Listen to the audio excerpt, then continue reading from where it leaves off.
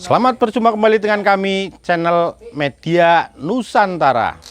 Dalam channel ini, kami akan membagikan berita-berita terupdate, terpercaya, terbaru untuk Anda semua. Semoga apa-apa yang kami sampaikan dapat bermanfaat dan dapat menghibur Anda semua. Terima kasih, salam NKRI. Febri Diansyah ungkap 4 bukti kuat Putri Chandrawati korban pelecehan seksual. Merdeka.com penasihat hukum terdakwa Putri Chandrawati, PC, Febri Diansyah menyebut, ada 4 bukti yang bisa mendukung terjadinya peristiwa pelecehan seksual yang dialami kliennya di Magelang, Jawa Tengah. Terkait dugaan kekerasan seksual di Magelang pada tanggal 7 Juli 2022, kami tim kuasa hukum Bu Putri telah menyampaikan, ada 4 bukti yang mendukung adanya peristiwa kekerasan seksual terhadap Bu Putri, kata Febri dalam keterangannya, Senin 24 Oktober. Febri menyebut, bukti pertama yaitu keterangan Putri Chandrawati yang telah masuk ke dalam berita acara pemeriksaan, BAP. Kedua terkait hasil pemeriksaan psikologi forensik. Keterangan korban kekerasan seksual yaitu terdakwa Putri Chandrawati yang telah disampaikan dalam BAP tanggal 26 Agustus 2022. Dan bukti kedua, hasil pemeriksaan psikologi forensik nomor 056E HPPF Apsifor 9 2022 tertanggal 6 September 2022, bebernya. Kemudian bukti ketiga, lanjut dia, adalah keterangan ahli yang menyebut kalau keterangan Putri Chandrawati dan Ferdi Sambo konsisten atas terjadinya kekerasan seksual yang tidak diduga serta tidak dikehendakinya. Febri menjelaskan, apa yang disampaikan Putri telah berkesesuaian dengan indikator keterangan yang kredibel. Sebagaimana sumber BAP Dr. Randa Reni Kusumowardhani, ahli psikolog tertanggal 9 September 2022. Ditemukan adanya kondisi psikologis yang buruk pada Putri Chandrawati berupa simptom depresi dan reaksi trauma yang akut.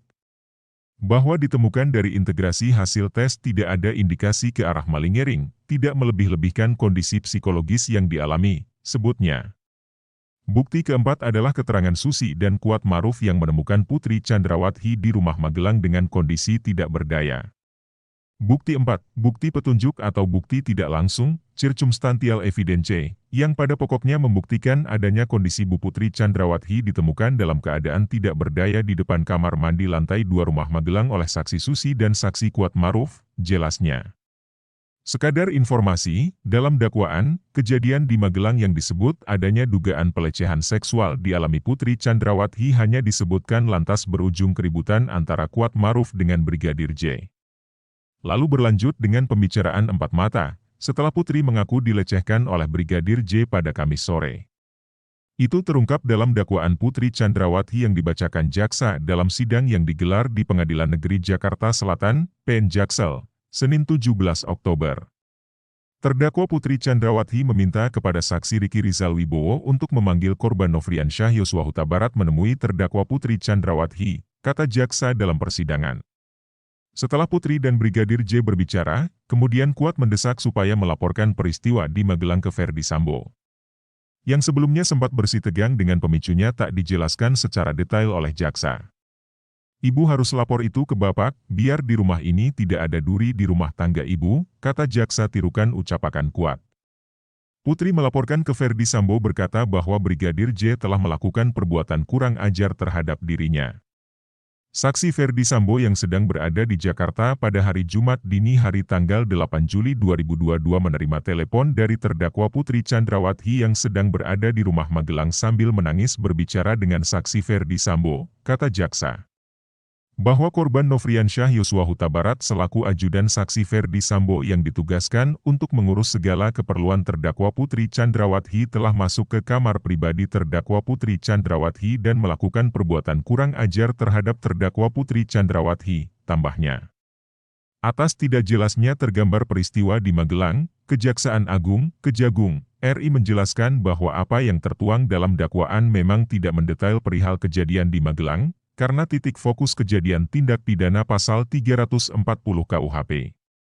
Kita ada menyinggung peristiwa Magelang tapi tidak secara mendetail, karena pasal YG didakwakan adalah fokus ke 340, 338 kepada para terdakwa, ucap Kapus Penkum Kejagung I Ketut Sumedana saat dikonfirmasi, Rabu 19 Oktober. Kata Ketut, dalam dakwaan yang sudah dibacakan JPU menegaskan pihaknya tidak mendakwa terhadap kejadian yang ada di Magelang.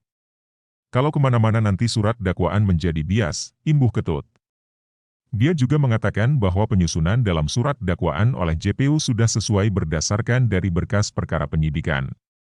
Surat dakwaan yang disusun oleh penuntut umum itu sumbernya dari berkas perkara penyidikan. Jadi tidak mungkin kita buat di luar berkas perkara, ujarnya. RND